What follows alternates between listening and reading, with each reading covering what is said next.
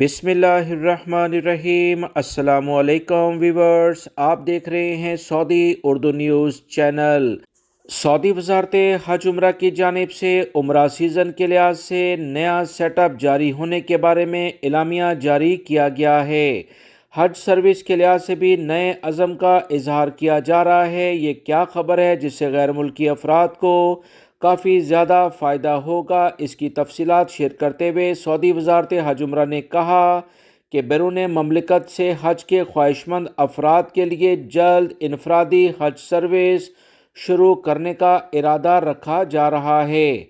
سعودی وزارت حج عمرہ نے بیان میں کہا کہ نسک ایپس کے ذریعے ریاض الجنہ میں نماز اور عمرہ اجازت نامے جاری ہوں گے۔ بیان میں مزید کہا گیا کہ فوری حج عمرہ پروگرام کے تحت مملکت آنے والے خواہش مند افراد کو on line finger print record کرانے کی سہولت فراہم کی جائے گی۔ یہ سہولت برطانیہ، تیونس، بنگلہ دیش، ملیشیا اور کویت شہریوں کے لیے ہوگی۔ سعودی وزارت خارجہ کے ماتحت سمارٹ موبائل فون پر سعودی ویزا بایو ایپس کے ذریعے یہ سہولت فراہم کی جائے گی۔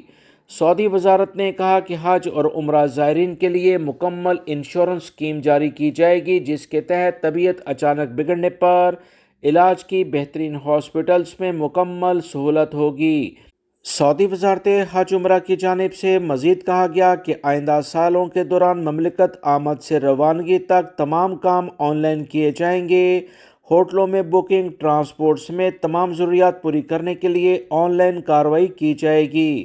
سعودی عرب میں رہنے والے بہت سارے غیر ملکی افراد انفرادی حج سروس سے متعلقہ سوالات پوچھتے تھے، تو اب سعودی وزارت حج عمرہ کی جانب سے یہ تازہ ترین اعلامیہ جاری ہوا ہے۔